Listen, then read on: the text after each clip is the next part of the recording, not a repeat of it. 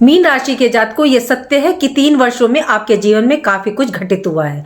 आपकी लाइफ में लगन में राहु विराजमान होकर के आपको तनाव, डिप्रेशन दे रहा है। 1.5 वर्ष से आपके सेकंड हाउस में शनि की तीसरी दृष्टि है नीच की।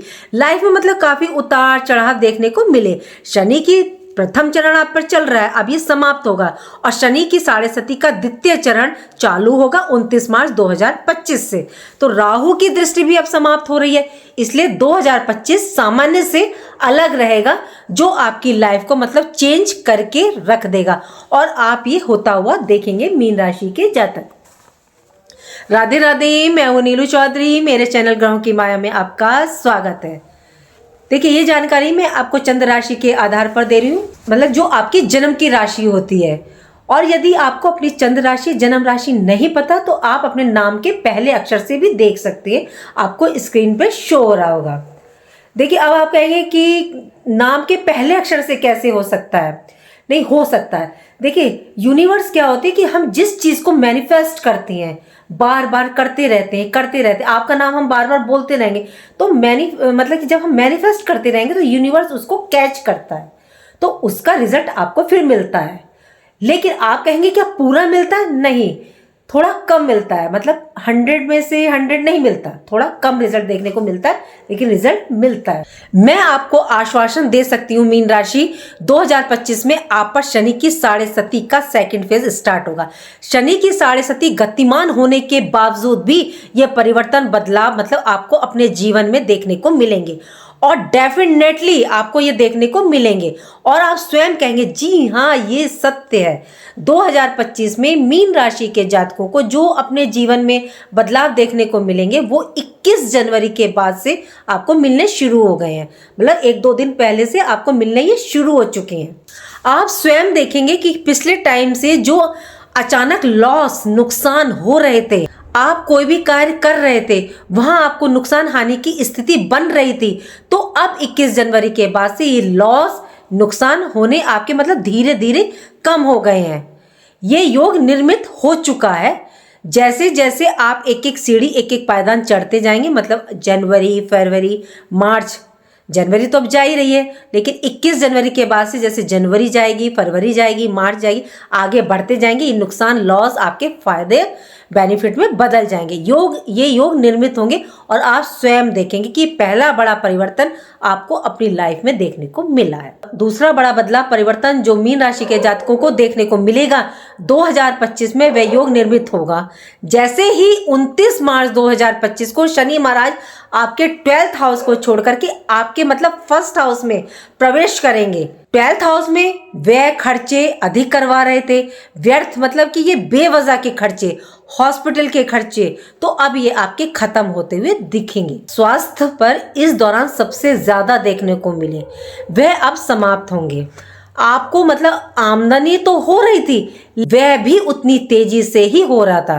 तो कहते ना कि एक हाथ से आ रहा था तो दूसरे हाथ से जा रहा था, लेकिन अब आप देखोगे कि ये अब सेविंग में कन्वर्ट होगा और आप होते हुए देखेंगे। और ये 29 मार्च 2025 के पश्चात देखने को मिलेगी। तीसरा बड़ा बदलाव जो मीन राशि के जातकों को 2025 में देखने को मिलेगा, वह मई के पश्चात मतलब 15 मई के बाद, जैसे ही आपके लग्नेश गुरु चतुर्थ भाव में प्रवेश करेंगे। मीन राशि के जातकों की शनि की 7.5 के जो प्रथम चरण में आपने जितनी नकारात्मक, नेगेटिव दृष्टिकोण आपको देखने को मिले, लेकिन मई 2025 के पश्चात आपके भौतिक सुखों में आप वृद्धि होते हुए देख पाओगे। 4th हाउस रिनोवेट का होता है। यदि मकान को आप रिनोवेट करना चाह रहे थे, भूमि, भवन, मकान, वाहन खरीदना चाह रहे थे, तो ये योग नहीं बन रहे थे, तो अब निश्चित डेफिनेटली ये योग निर्मित होंगे और ये परिवर्तन निश्चित आपके लिए बनेंगे। आपको मान सम्मान में अपयश देखने को मिल रहा था, धन को लेकर, वाणी को लेकर जो अपयश की स्थिति बनी हुई थी, वह अब आपकी मतलब दूर होगी और आपके मान सम्मान, प्रतिष्ठा में जनता का सपोर्ट आपको मिलता दिखाई देगा। 4th हाउस जनता का भी होता और गुरु 4th हाउस में ही आपके प्रवेश करेंगे। चौथा बड़ा बदलाव, परिवर्तन जो आपको 2025 में देखने को मिलेगा, वह मई 2025 के पश्चात मिलेगा और ये आपको अपने कैरियर कर्म क्षेत्र के भाव में दिखेगा। यदि आप जॉब स्विच करने की, परिवर्तन करने की सोच रहे हैं और आपने कर ली, सफलता भी आपको देखने को मिलेगी। और आप संशय में हैं, परिवर्तन करने में संशय है कि करूं या ना करूं, और इस टाइम पीरियड में जहां आप मतलब जॉब कर रहे हैं, जो मतलब आपकी करंट वर्क प्लेस पर भी आपको अपनी अच्छी ग्रोथ, उन्नति का योग बन गया। जॉब कर रहे हैं, प्रमोशन मिल गई, या आप ट्रांसफर चाह रहे थे, वह योग निर्मित हो गया।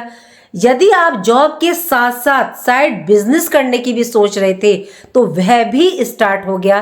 तो इस प्रकार की स्थिति आपके लिए निर्मित हो रही है और ये योग आपके लिए बन रहे हैं। बिजनेस है आपका, आप उसको विस्तार देना चाहते हैं, विस्तार करना चाह रहे हैं, आपको ऑर्डर मिलने लगे, कोई मतलब आपकी डील फाइनल हो गई, एक बिजनेस के साथ साथ मतलब आपने कोई दूसरा साइड बिजनेस चालू किया, तो ये स्थिति आपके लिए डेफिनेटली बन रही है मीन राशि के जातकों के लिए।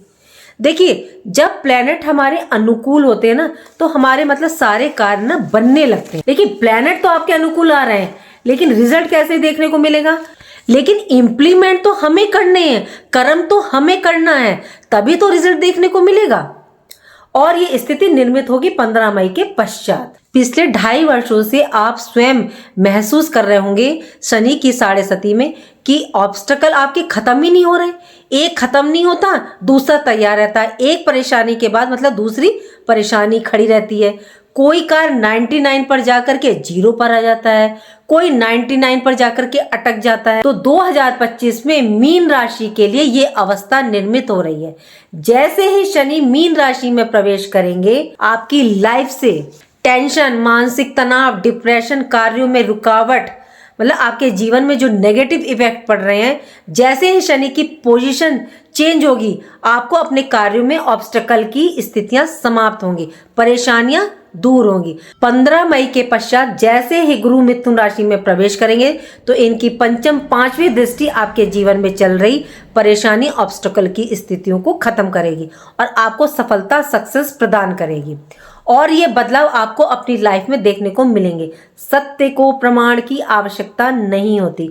और ये 3 डेट हैं जिनमें आपको परिवर्तन देखने को मिलेंगे।